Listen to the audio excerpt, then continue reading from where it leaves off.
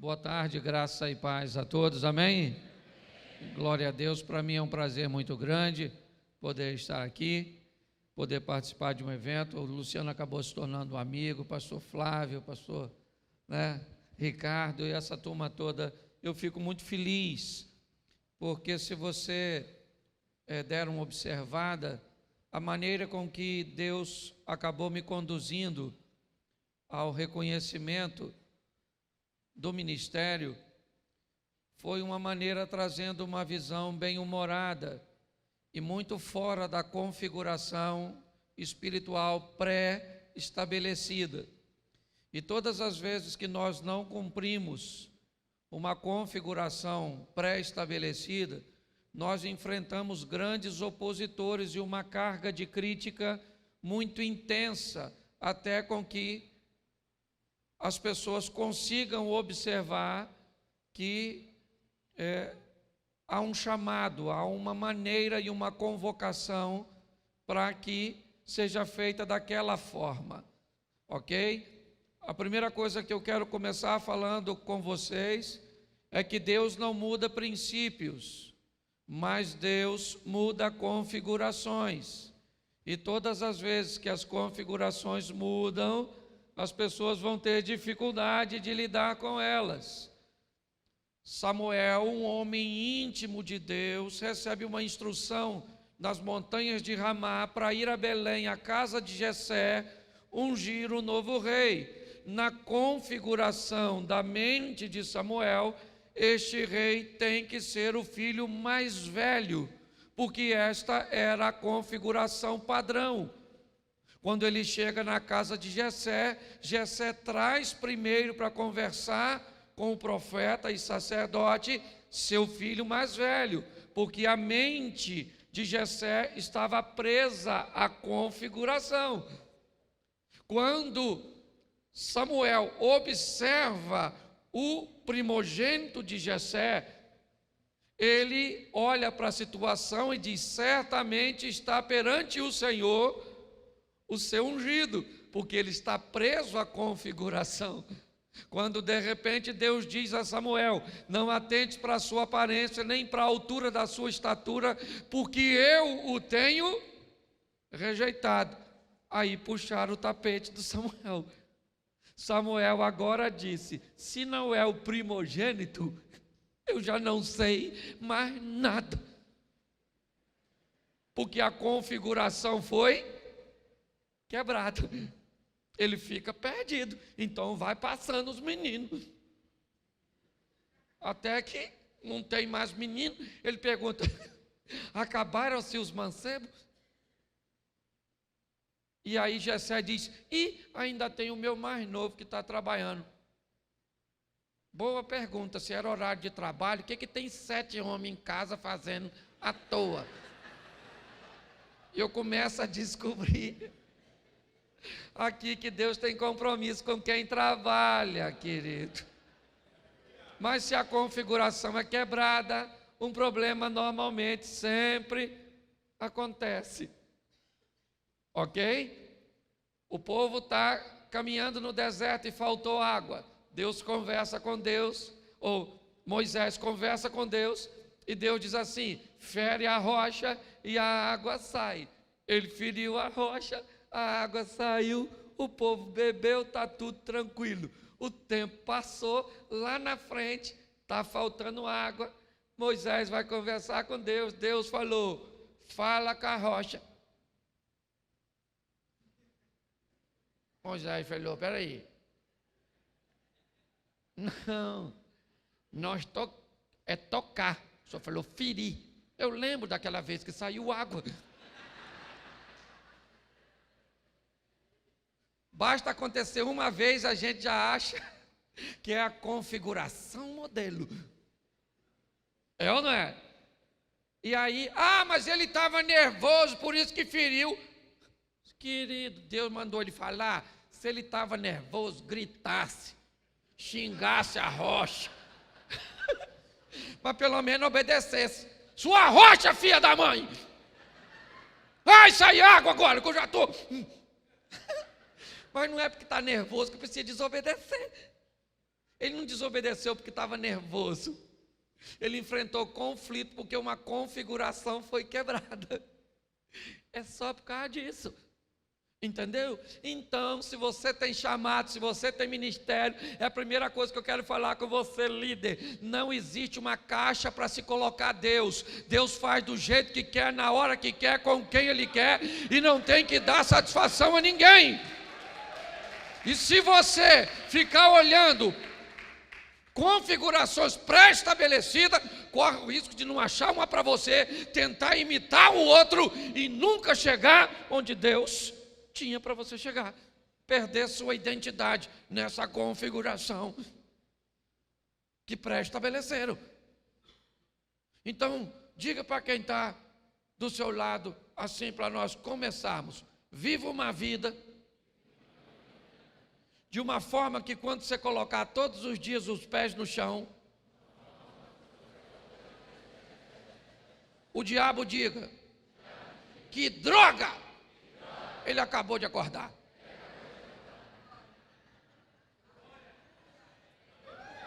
Se você conseguir viver uma vida que quando você acordar, o diabo diz: ah, vem essa peste me perturbar a vida. Com certeza vai ser algo muito positivo. Eu quero conversar com vocês e pregar diante dessas turmas que prega aqui. É muito difícil. Porque a gente prepara o texto e eles vão falando o que nós ia falar. Aí você fala: isso aí já falou, isso aí já falou, isso aí já falou. E olha que eu nem estava aqui todas as mensagens. Se eu já fui em congresso que eu cheguei primeiro, no final eu falei: posso cantar um hino? Porque eu já não tenho mais o que falar nesse ambiente. Então, gente, faz aproximadamente 3 anos e meio que eu assumi uma igreja. Já tinha sido pastor durante 1 ano numa igreja batista, mas há 3 anos e meio surgiu um projeto no meu coração. Um projeto que me tirou um bom tempo da itinerância e me colocou numa igreja local. E foi muito bom. Primeiro porque eu descobri quanto custava uma oferta para um itinerante, mas também aprendi quanto custa uma oferta para um pastor e para uma igreja. Aprendi que o itinerante, ele prega, vira as costas e vai embora. O pastor prega e fica lá, e no dia seguinte ele descobre pelo comportamento de algumas ovelhas que parece que elas faltaram o culto quando ele pregou sobre aquele tema. Então eu tenho descoberto que liderar é um negócio muito difícil, mas é muito prazeroso, dá uma satisfação muito grande. Mas você tem que ter o seu coração, e isso a gente gosta de pregar para os outros. De tudo aquilo que se deve guardar, em primeiro lugar, guarda o seu. Nós somos expert em falar isso para os outros. Só que a gente tem que ter uma conversa com aquela pessoa que é o maior inimigo nosso. Aquela que aparece para a gente todo dia de manhã, quando nós vamos escovar os dentes no espelho. Aquele ali é seu maior inimigo. Você mesmo. Olha e fala: ah, sou sem vergonha. Você está querendo atrapalhar a minha vida. Então viver essa dinâmica, e quando olhamos, eu quero trabalhar alguns momentos de alguns líderes e algumas coisas aqui que eu acho que pode fazer grande diferença, né? Como o pastor Flávio estava falando, nessa caminhada, onde nós não podemos nos dar o luxo de esmorecer, onde teremos atritos, onde iremos enfrentar problemas com pessoas que caminham conosco, e muitas vezes elas farão parte apenas de um momento ou de uma etapa da nossa história, mas independente de tudo isso, estamos por uma causa muito maior do que nós, amém? A causa do Senhor. Então, eu preciso que você abra a sua Bíblia em Juízes, capítulo 6, um homem que está sendo chamado para uma liderança, e nós vamos aqui ao primeiro ponto, Juízes 6, 11. Amém? Amém? Então o anjo do Senhor veio e assentou-se debaixo do carvalho que está em Ofra, que pertencia a Joás, o Abirezita. E Gideão, seu filho, estava fazendo o quê? Estava fazendo o quê? Malhando o trigo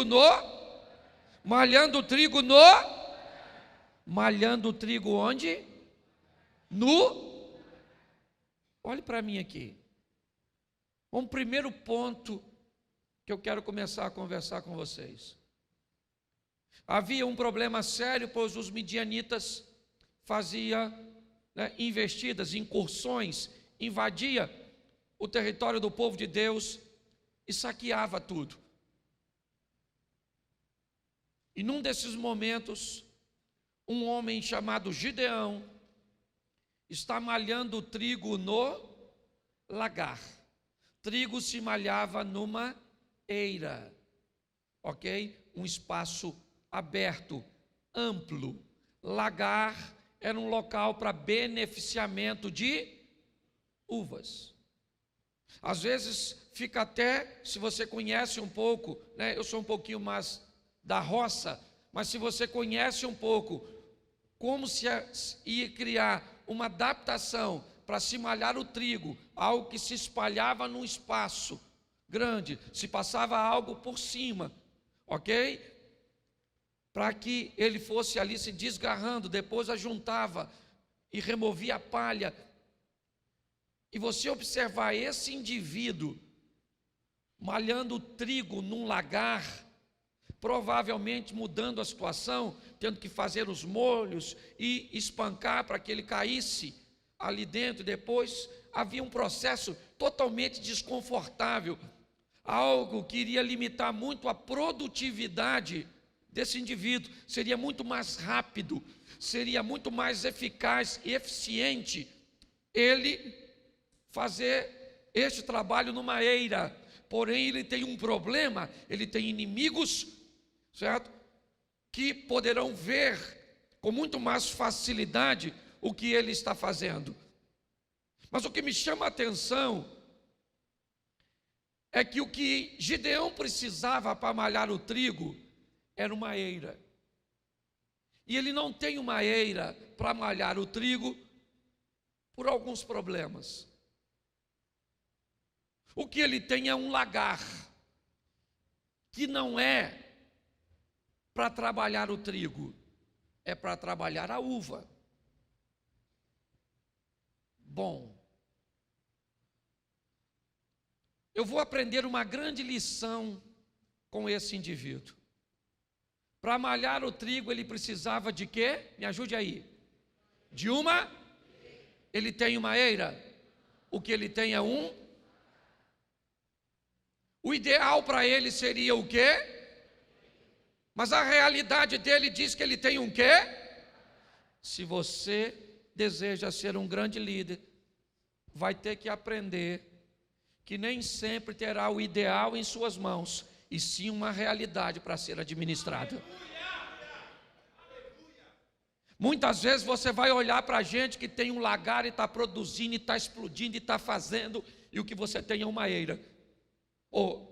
Ele tem uma eira, o que você tem é um lagar. O lagar é pequeno, é apertado, é desconfortável, é meio confuso, tem que haver uma adaptação, mas é o que eu tenho. Eu posso dizer, já que eu não tenho uma eira, também não vou fazer nada. Porque tem gente que acha que o ideal sempre vem. Não, querido, você tem que aprender a trabalhar a sua realidade para alcançar seu ideal. Nem sempre as pessoas se frustram, seu coração fica, por quê? Porque ela tem o hábito de ficar olhando a realidade dos outros. A dos outros é dele, meu filho. A sua realidade é dura, ela é feia, ela é esquisita, mas ela é sua. Quantas vezes eu tinha um Corsa que se apaixonou por reboque, um carrinho, um Corsinha. Ele não podia ver um reboque e ele parava. Uma vez ele parou em São José dos Campos, eu mandei rebocar para Taubaté, que eu tinha um amigo. Parou na porta, desceu, liberei o reboque, o mecânico veio. Pastor, eu falei, esse carro parou. Ele falou, o que é? Eu falei, eu não sei. Ele enfiou a chave, o bicho não pegou. Ele falou, o que ele tem? Eu falei, vontade de andar de reboque, só pode ser. Porque ele não estava pegando, andou de reboque. E muitas vezes eu ia em eventos onde os caras iam com carrões, e eu parava meu carro longe. Era a minha realidade, mas eu não queria que ninguém visse.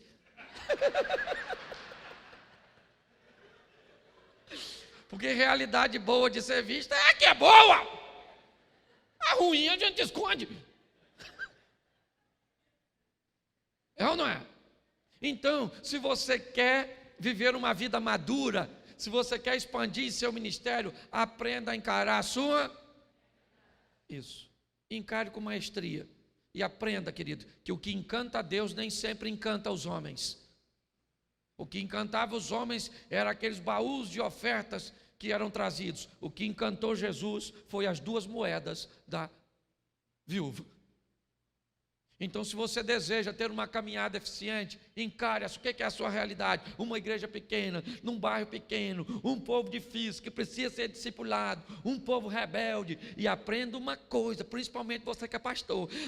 Isso eu tenho aprendido. A Bíblia diz que pastor tem que amar a ovelha, mas a Bíblia não diz em lugar nenhum que a ovelha ama pastor. Se uma ovelha falar com você, te amo, você diz... Mesmo que ela seja sua mulher, é ou não é verdade? Desconfie. Pelo menos para te amar como ovelha. Ok?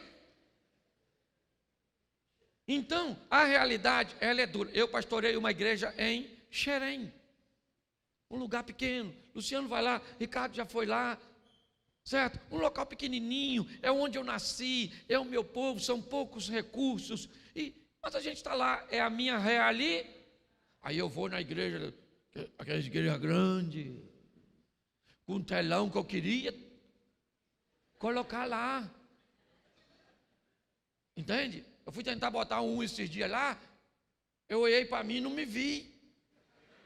O rosto era tudo uma coisa só. Falei, gente, eu estou ruim da vista, mas piorei de repente.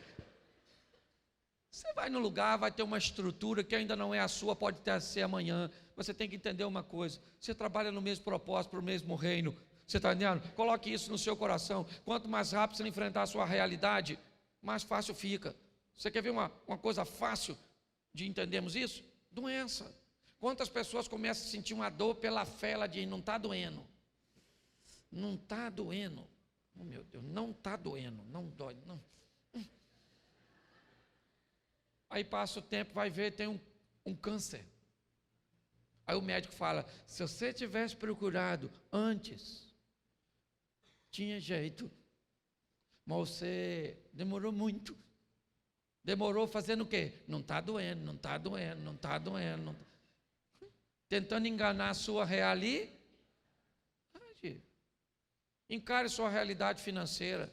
Encare suas limitações. É isso que nós vamos ver agora. Você quer ver? Dá uma olhadinha ainda em Juízes 6. E a segunda coisa que eu quero falar sobre Gideão. Juízes, capítulo 6, verso 15. Olha o que esse camarada diz. E ele disse, ai, Senhor meu, com que livrarei Israel? Eis que a minha família é a mais pobre em Manassés, e eu, o menor na casa do meu. Sabe o que é o maior barato? É que esse cara está conversando com o anjo do Senhor. O anjo veio e falou, Gideão, você vai libertar o povo. Deus me mandou aqui. Gideão falou, peraí que eu preciso explicar uma coisa para o senhor, seu anjo. Há algum engano nessa mensagem. Vou explicar ao senhor. Eu sou o menor na casa do meu pai, e a minha família é a mais pobre, hein? Então o senhor veio no lugar errado. Entendeu? Houve uma mudança de endereço. E o senhor está aqui. O cara está tentando convencer um anjo vindo de Deus que não vai rolar, porque ele tem alguns problemas. Sabe qual é o problema dele? Ele está sendo limitado pelas circunstâncias. Querido, se Deus te chamou, não olhe para as circunstâncias. Elas podem até querer te limitar. Porém, você vai ter que aprender. Você gosta de escrever? Escreva aí. Vença as limitações impostas pelas circunstâncias. O que ele está dizendo? Minha família é a mais pobre em Manassés e eu sou o menor na casa do meu. Não tem condições que eu seja quem o Senhor está dizendo que eu vou ser. Não tem condições que eu faça o que o Senhor está dizendo que eu vou fazer, porque as circunstâncias dizem o contrário. Se nós não vencermos as limitações, vamos ter problema. Só que sabe qual é o problema? É que as limitações costumam ser resolvidas por pessoas. Quando eu sou fraco em alguma área, e Deus tem uma obra para fazer comigo naquela área, e eu sou fraco, mas eu sou o líder, o que Deus faz? Pega alguém que é bom naquilo que eu sou fraco em fazer, e traz para perto de mim. Qual é o grande problema? É que como aquela pessoa se destaca mais numa área que eu sou fraco, louvor, ensino, ação social, uma série de coisas, ou ministração de palavra, eu costumo observar e olhar para essas pessoas que Deus está trazendo para resolver minhas deficiências e achar que essas pessoas me são ameaçadoras. E eu começo a perseguir e tentar derrubar quem Deus colocou do meu lado para me ajudar. Ou seja, eu começo a criar um sistema, certo? Destrutivo, autodestrutivo dentro do meu próprio ministério. Você tem que ser maduro e entender, há limitações impostas pelas circunstâncias. E fique de olho, porque Deus vai mandar pessoas para suprir as nossas deficiências, porque a obra dele precisa andar. Um grande problema hoje, já em menor intensidade, mas enfrentado por grandes líderes, foram não saber lidar com pessoas que se destacariam no seu ministério de uma forma muito mais intensa do que ele mesmo. Esses dias, nesses 3 anos e pouco, eu tenho recebido algumas lições. Veio um pastor para o meu ministério e eu coloquei ele, eu sou itinerante ainda, então eu não tenho tempo de visitar. O que eu fiz? Botei esse camarada para fazer as visitas. Acabava o culto, às vezes, eu ia cumprimentar algumas pessoas, ele do meu lado, as pessoas vinham e me diziam, e aí pastor, tudo certinho? Graça e paz. Eu, graça e paz. Ia para ele e dizia, pastorzão, tá tudo certo amanhã, né? O café é lá em casa. Ó, e quarta-feira, ele não morava lá perto, ó, quarta-feira, antes de eu vir para o culto, vem para almoçar. Eu olhei.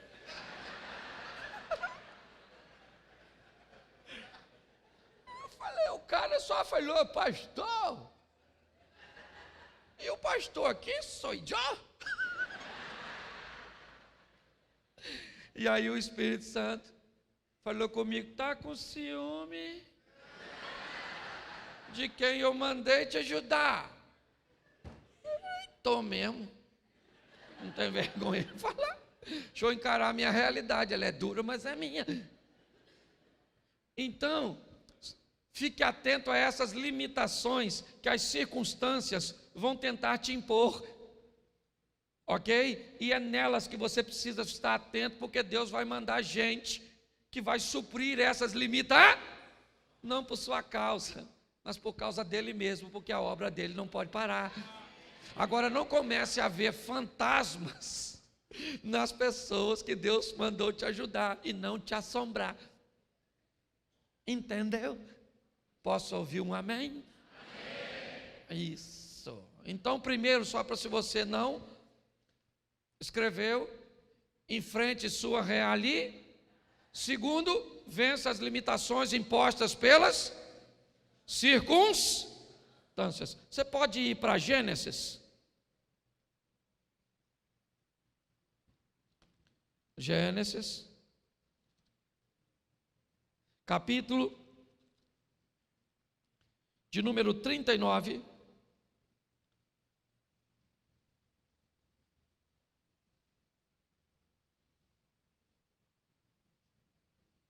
Versículo 7. Amém? E aconteceu depois dessas coisas que a mulher do seu pôs os olhos em e disse o quê? Deita-te comigo. Presta atenção aqui. Dos momentos em que José viveu nos últimos tempos, ele está em seu melhor momento.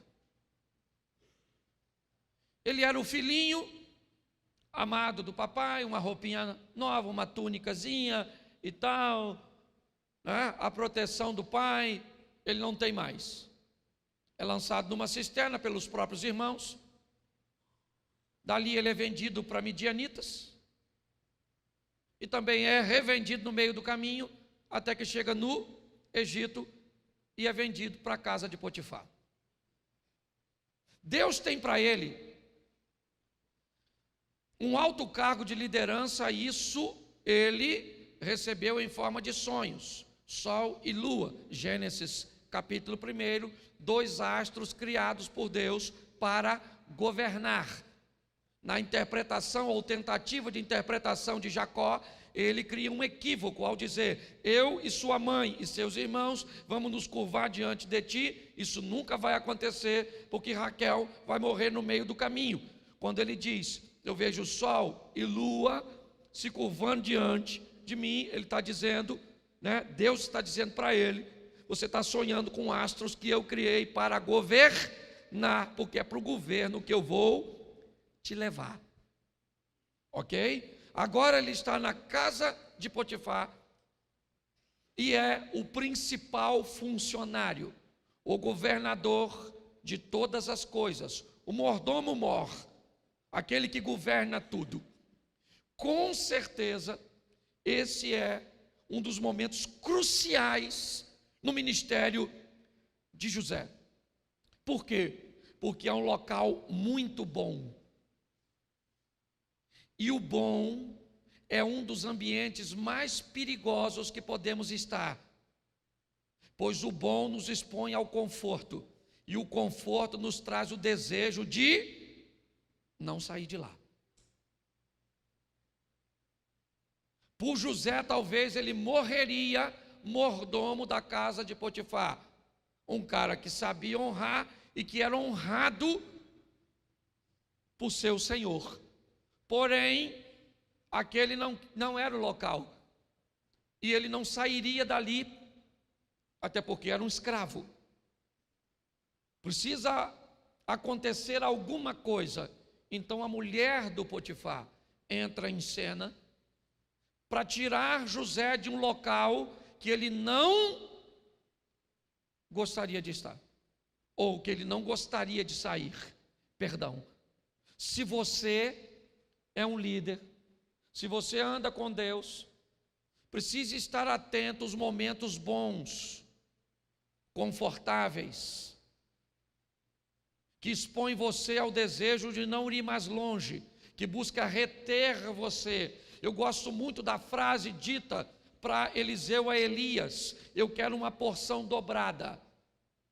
Me parece que na leitura de Eliseu ao seu líder, ele olhou para Elias e disse: esse camarada poderia ter feito muito mais coisas do que fez, seu potencial poderia o ter levado muito mais longe. Nós vamos falar dele aqui um pouquinho à frente, mas Eliseu olhou e disse: eu quero ir além.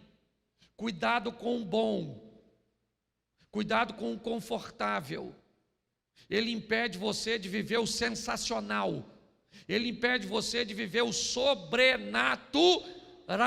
Quando o bom chegar, fique incomodado. Pastor, o senhor está querendo dizer que eu devo ser um eterno insaciável no que diz respeito à graça e à manifestação do Espírito na sua vida? O seja.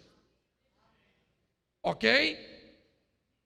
Muitos, eu não vou falar disso aqui hoje, mas muitos casamentos enfrentam crises em momentos bons. Estava bom e veio uma crise. Por quê? A crise quer acabar com o casamento? Não, ela quer levar o casamento para outro estágio, porque aquele bom está na hora de ser sensacional. O problema é a maneira que as pessoas enxergam. José não queria sair da casa de Potifar, é lógico que ele não quer. Então Deus diz: eu vou te tirar daí, até porque a casa de Potifar representa o estágio do primeiro momento do governo de José. Ele vai para a casa de Potifar para aprender a administrar recursos, ok? Que na casa de Potifar são abundantes. Acabou aquele período, a mulher entra em cena e leva José para a prisão. A prisão era o local que José não gostaria de estar. Você não gosta nem de falar, né? José gostaria de estar na prisão. Se dependesse dele, ele estava lá? Sim ou não?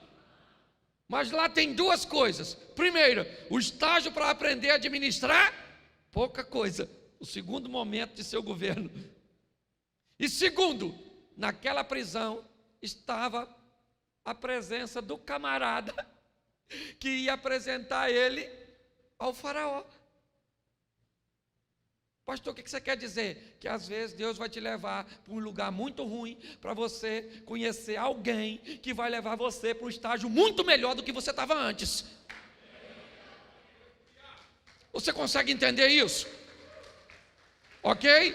É na prisão que ele conhece o cara que vai apresentar ele. Mas ele não queria, porque ele queria continuar no bom. Às vezes vai durante a sua caminhada. Gente, nesses 3 anos eu tenho aprendido. Nós tivemos um boom inicial, uma igreja lotada. Eu falei, glória a Deus. Isso. Também tinha 250 lugares, fácil de encher, né? Tinha tudo. De repente, o pessoal começou a não ir mais. Falei, gente, diminuiu a frequência. Falei para minha mulher, você pecou? Porque eu não pequei. Fala logo, mão na cabeça.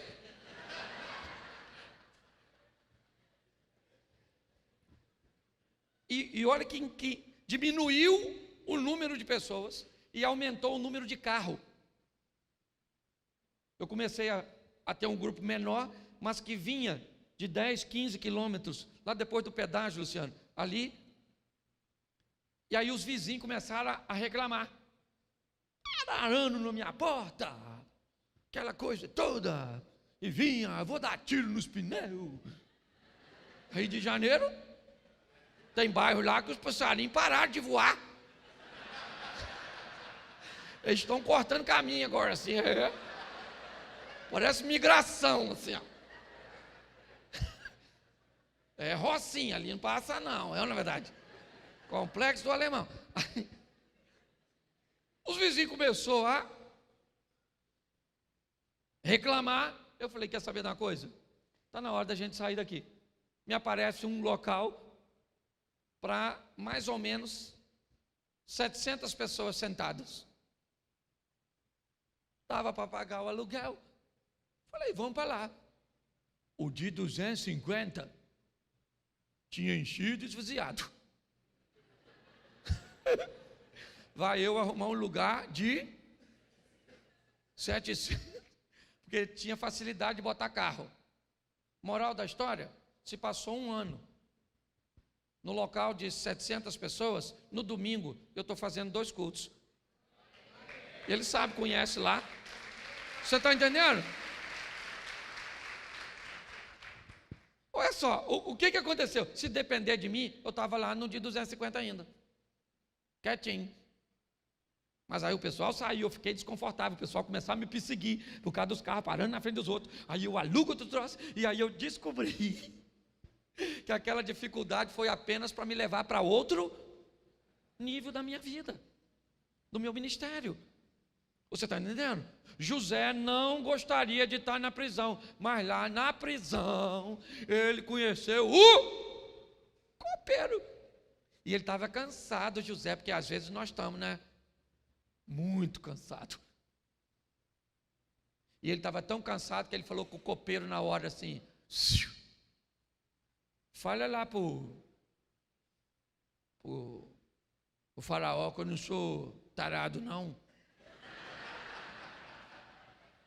Eu agarrei aquela maluca não, rapaz. Era maneira, mas não agarrei não, Não que eu não tinha vontade, mas que eu tinha princípio, não agarrei aquela maluca não. O que ele está fazendo? Ele está dizendo para o copeiro: cara, eu não estou afim de estar aqui, estou cansado, sabe? Queria queimar essa etapa e sair logo daqui. O texto diz que o copeiro saiu em 3 dias e esqueceu. O miserável de copeiro, em 3 dias esqueceu um cara como José. Não é triste? 3 dias, esqueceu José. Por quê? Porque se ele lembra do José, você acha que o copeiro teria influência recomendando o José para tirá-lo dali? Mas se tivesse, José ia trabalhar onde? Na cozinha. Se você queimar etapa, você pode deixar de ir para o governo e ir para a cozinha.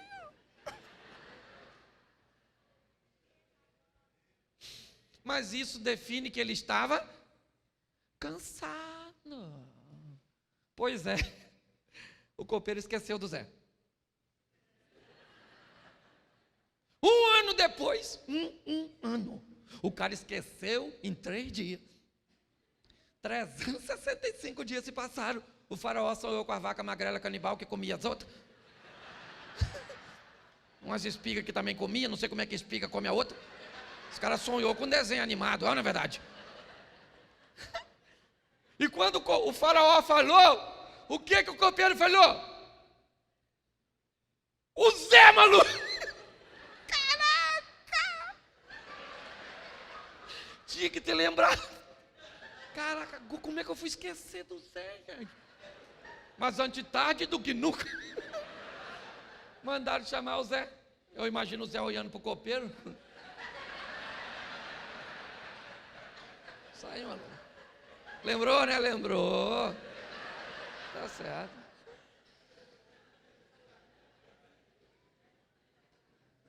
É ou não é? E agora, ele é o governador do Egito. Escuta aqui, governador do Egito. Quando Deus te der vitória, siga no caminho que Ele te deu e não volte lá atrás, para se vingar de ninguém. Porque José poderia falar: eu sou o governador. Dá um pulinho ali na casa de Potifar, falei com a mulher dele ali rapidinho. Fala aí, maluca, agora que eu te agarrei. Agora eu sou o governador. E você cala a boca, chifrudo. Não, na verdade.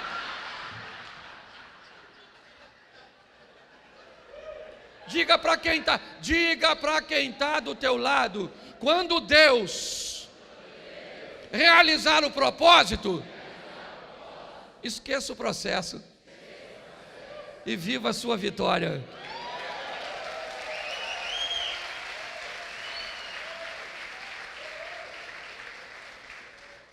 Vamos lá? Mais 2 só que eu estou terminando também aqui, que abre um troço aqui quando nós passa do horário. E nós é abduzido do ambiente.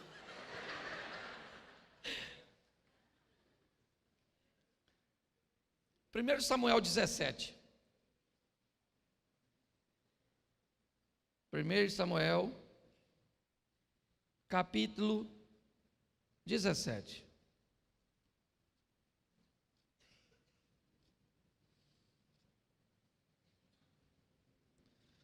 Verso de número 24. Amém? Outro grande líder aí.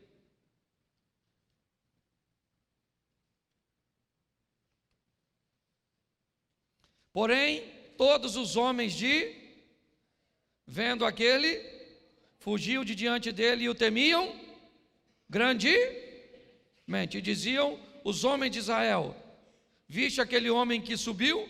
Pois subiu para afrontar a... Presta atenção em mim aqui, por gentileza. Talvez um dos personagens mais citados na Bíblia, Davi. E é bem legal a situação desse moço, mas é importante observarmos o caminho que ele percorreu para chegar onde chegou. Normalmente temos tendências a ignorar o caminho, a ignorar a história e observar apenas um momento. Eu já cansei de ouvir pessoas dizerem: Cláudio, seu ministério aconteceu tão rápido. E eu disse: é verdade, foram apenas 14 anos. Eu fiquei 14 anos, certo?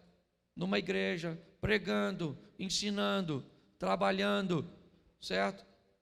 E não trabalhava em tempo integral, então eu era motorista numa empresa, trabalhava o dia todo, de 6 da manhã às 18 horas, eu trabalhava 12 horas por dia, certo?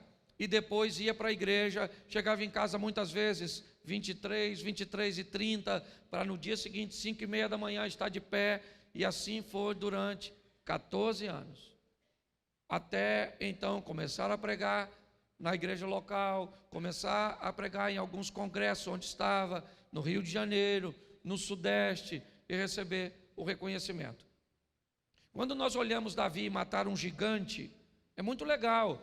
Foi o gigante que o tornou um herói de guerra, um herói nacional, respeitado, ovacionado. É verdade. Mas ele não começou sua história matando gigantes. Provavelmente o primeiro animal que Davi matou foi uma ovelha, cuja qual ele era pastor. E utilizava dela para alimentar sua família. Provavelmente o segundo inimigo ou animal que pelo menos ele não matou, eu não posso afirmar isso, mas ele deve ter enfrentado ao longo da sua jornada, foi o maior inimigo da ovelha, o lobo. Aí ele então narra para Saul, talvez por ser os dois inimigos que ele enfrentou mais expressivos. Ele diz: eu matei um leão e um urso. Mas ele não chegou no cenário bíblico matando o gigante. Ele percorreu um caminho que provavelmente passou pela ovelha, passou pelo lobo, passou pelo urso, passou pelo leão e chegou a um gigante. Grandes homens, e eu estou generalizando aqui, grandes homens, eles não nascem grandes, eles crescem. É assim que as coisas funcionam. Pare de olhar para o momento que o seu pastor está vivendo, que um pastor amigo seu está vivendo, e descubra um pouco da história dessa pessoa. Descubra um pouco o que ele passou para construir um ambiente para estar onde ele está hoje. Hoje as pessoas me perguntam, muitas: pastor, qual é o segredo do seu sucesso? Eu digo: eu nem sei se eu tenho sucesso. Primeiro, que para eu descobrir que eu tenho sucesso, eu tenho que levar a postura que Deus me deu até o fim, porque se eu fracassar lá no final, eu posso derrubar muito mais pessoas do que eu levantei ao longo do meu ministério inteiro. Você está entendendo? E segundo, eu ainda preciso achar uma sucessão. Alguém ou uma estrutura que eu estou criando hoje no Rio de Janeiro, lá, para manter um trabalho que leve o que começou em mim adiante, senão não é sucesso. Sucesso que para em mim e eu não tenho receita, porque eu só fui obedecendo os sinais, entrando pelas portas, ok? E vendo as coisas acontecerem. Então observe, há um caminho, sabe? Delineando aqui, uma ovelha, um lobo, um urso, um leão, um gigante, mas é uma subida paulatina. A maneira mais eficiente de se subir, que se inventaram nessa vida até hoje, se chama escada. Porque ela nos ensina a subir um degrau de cada vez. Ok? Então pare de observar o que está acontecendo na vida dos outros e passe a focar mais em fazer as coisas acontecerem na sua própria vida, no seu próprio ministério. Você entende? Davi fez uma coisa aqui sensacional que eu brinco. Quando alguém fala para ele e o gigante chega lá gritando, quero um homem. Davi falou assim: quem é esse incircunciso? Gente, o texto diz: todos os homens de Israel, quando olhavam para o gigante, Davi olhou para quem quando viu o gigante? Para ele mesmo. E pior, para onde dele? Onde estava a circuncisão. Ele olhou para o gigante, olhou. E falou: rapaz, esse cara é grande, mas eu tenho um negócio em mim aqui que diz que Deus é comigo, eu estou marcado, eu tenho uma aliança, e eu vou. Pare de ficar olhando, tá, nossa, o gigante. Gente, quando você ouvir a palavra gigante, já saiba que é grande. Não precisa nem olhar. Porém, há alguém maior conosco do que o que está com ele. Davi disse: você vem a mim com espada, escudo, lança e outras indumentárias mais. Eu vou contra você em nome do Senhor dos... E o burro do Golias, o jumento, ainda amaldiçoa Davi por todos os deuses dele. Quando ele amaldiçoou, Davi falou: se ferrou. Eu sou descendente de Abraão.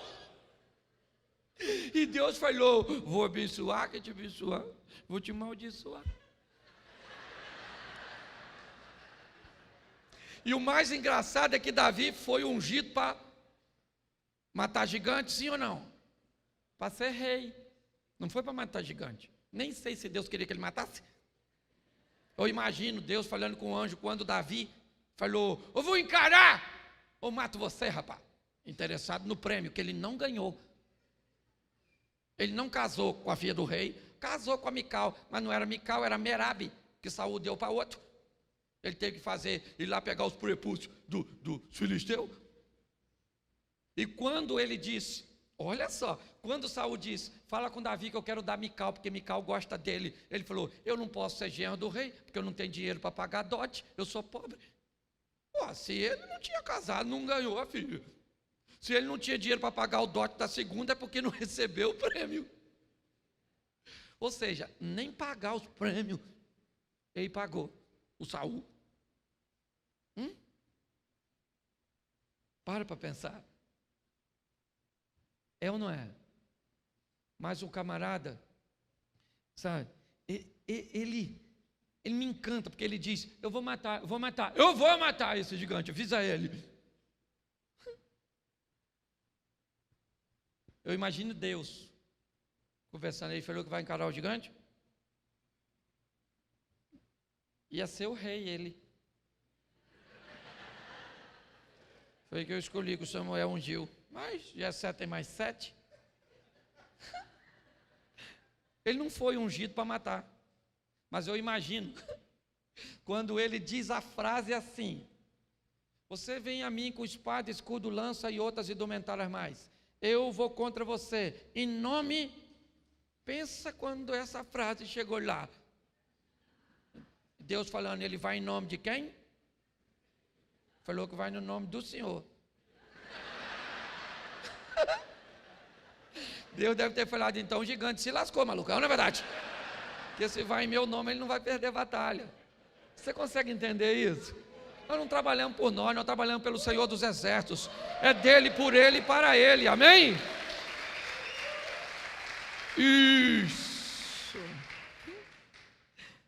Isso aqui é um alerta bem legal, dá um pulinho em Juízes 14:5. Amém? Desceu, pois, Sansão com seu pai e sua mãe em Timna, e chegando às vinhas de Timna, eis que um leão, ou filho de um leão, bramando, saiu-lhe ao encontro. Preste atenção, porque isso aqui é joia. Ele é um nazireu, um privilégio que não era apenas dele. E como nazireu, uma das coisas que lhe eram proibidas era lhe aproximar de um cadáver. Um leão vem na direção de Sansão e ele mata o leão. Quando ele matou o leão, ele quebrou. Ele está perto de um cadáver. Foi involuntário? Foi. Foi legítima defesa? Foi. Mas o cadáver está ali. Se está ali, ele vai ter que passar por um processo de purificação, o qual ele não quer passar. Ele não conta a seu pai e a sua mãe. Está tudo certo. Ele não disse que matou um leão. Aparentemente, ele venceu o leão. Quem não gosta de ser corrigido nas coisas pequenas, vai ter sérios problemas lá na frente. Porque ele poderia alegar ao pai, eu estou aqui perto do leão porque eu matei. Eu não tinha, ele partiu para cima de mim, o Espírito do Senhor me fortaleceu, eu matei ele. O texto mesmo diz, ele só mata porque o Espírito do Senhor se apoderou dele. Aliás, eu ainda não achei. Se depois você souber, me diga onde é que está escrito que a força de Sansão estava no cabelo. Eu confesso que eu não vi. Ele veio de uma série de erros que exatamente no cabelo me parece que Deus diz, agora basta, eu não vou tolerar mais. O texto é, quando ele vai matar, pegar o portão e botar nas costas, o texto diz, o Espírito do Senhor se apoderou de Sansão. Quando ele vai matar o leão, o Espírito do Senhor se apoderou dele. Todas as vezes que ele vai fazer alguma coisa, o Espírito do Senhor se apoderou dele. E o texto ainda é claro, diz, quando ele está de cabeça raspada, ele levanta e diz, sairei como das outras vezes saí e derrotarei. Aí o texto termina dizendo, o que ele não sabia é que o Espírito do Senhor se havia retirado dele. Sansão só fazia o que fazia, não é por causa do cabelo, era por causa de Deus. Deus era o responsável de tudo isso. E agora ele venceu o leão, venceu temporariamente, porque o leão não vai se dar por vencido. Se o leão não destruiu a sua vida com sua força, vai destruir pelo doce do que agora ele contém nele. Você entende? Da primeira vez o leão vem até ele, mas como ele não resolveu o problema, ele teve saudade de ver o leão. Ele vai até o leão agora, e na ossada do leão tem mel, porque o diabo costuma botar mel na ossada, costuma botar doce nas coisas que ele sabe que tem potência para nos derrubar. Fique atento aos mels que podem aparecer nas ossadas. Ele agora vai lá e tira, come, leva para seus e não diz o que fez. Queridos,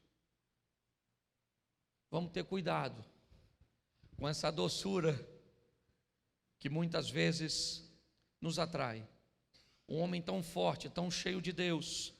Ah, pastor, tinha, mas era o processo. O texto diz que havia um problema que Deus queria resolver e usar Sansão.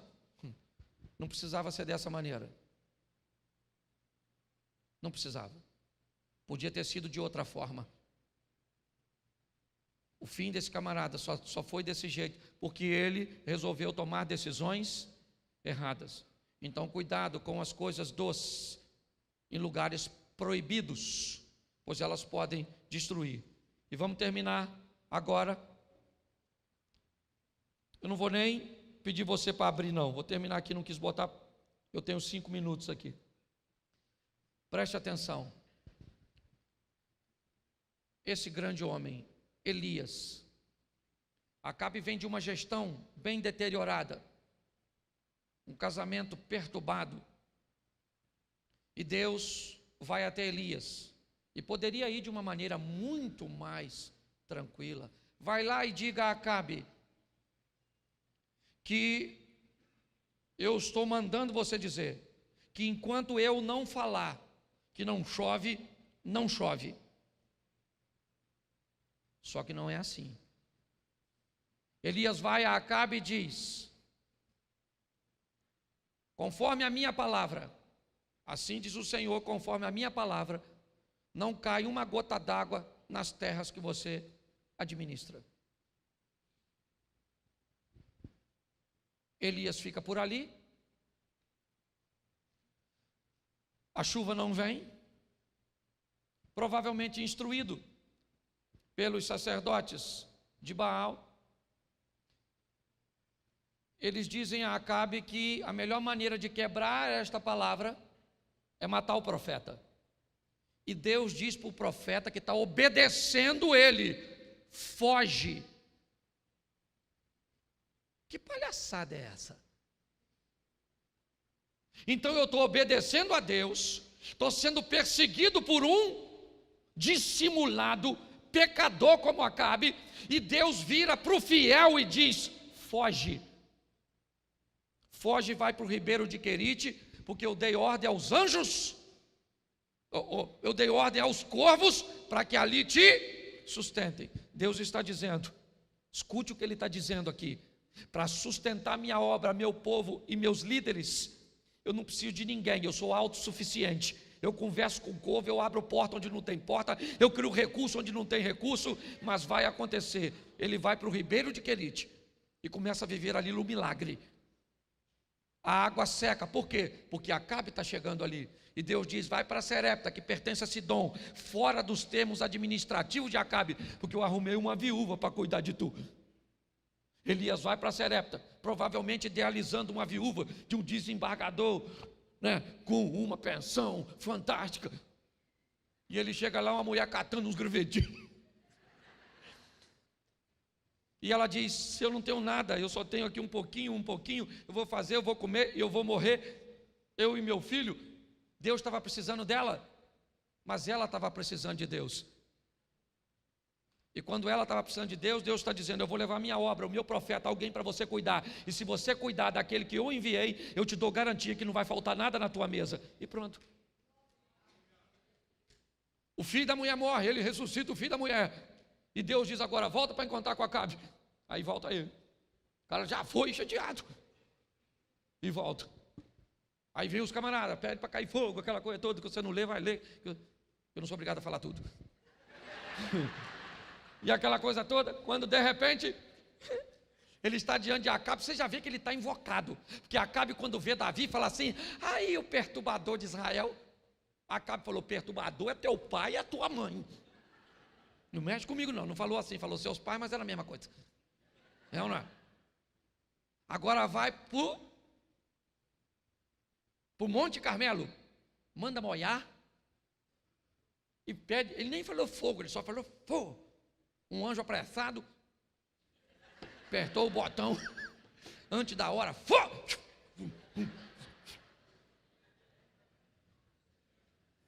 Acabe, pensa num cara, um Zé Ruela. Meu DVD, um homem banana, uma mulher abacaxi, é dele. Ele vai para casa e falou: Jezabel, o Elias matou os profetas tudinho. Jezabel falou: matou? Avisa ele que amanhã, essa hora, Ele está morto.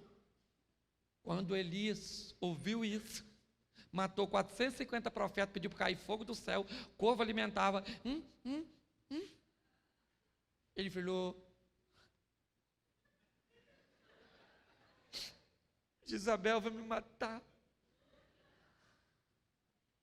Como assim?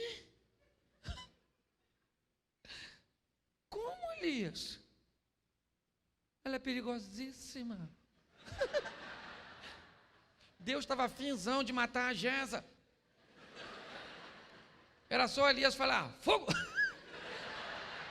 A Jeza ia virar igual o Muju do Mulan. Aí ele sai correndo, esconde e diz assim: Senhor, me mata. Deus deve ter falado: querido, fica lá. Jezabel está afinzona. Porque muitos homens foram vencidos, é verdade. Mas 2 dos grandes de Deus não foram vencidos por mulher, por dinheiro e por poder. Foram vencidos pelo cansaço. Moisés estava tão cansado.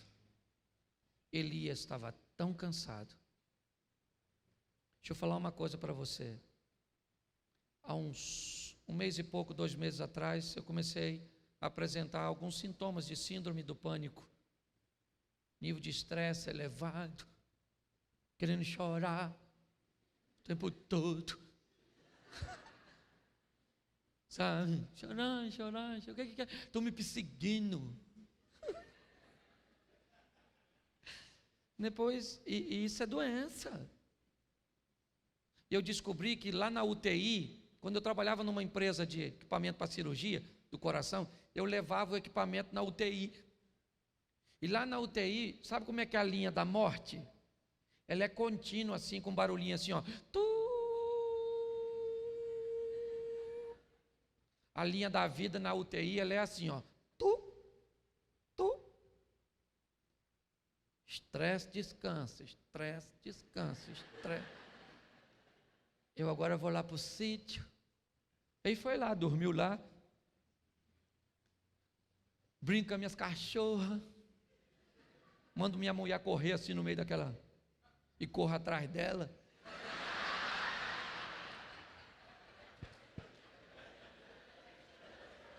Eu parei de brincar porque ela corre mais que eu nunca pego.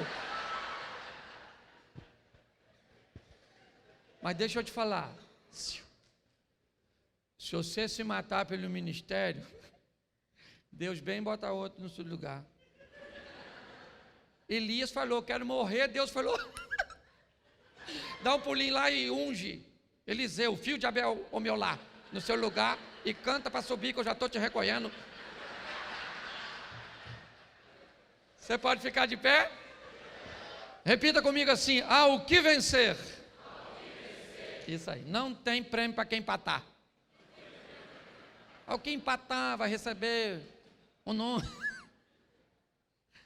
E só para deixar registrado, por gentileza, eu também sou flamenguista. Saudações. Feche seus olhos, para fechar que ninguém vai pegar nada seu não. O único carioca que tem aqui sou eu, né? Isso, fecha. Tem 2. Tá, tu também? Isso.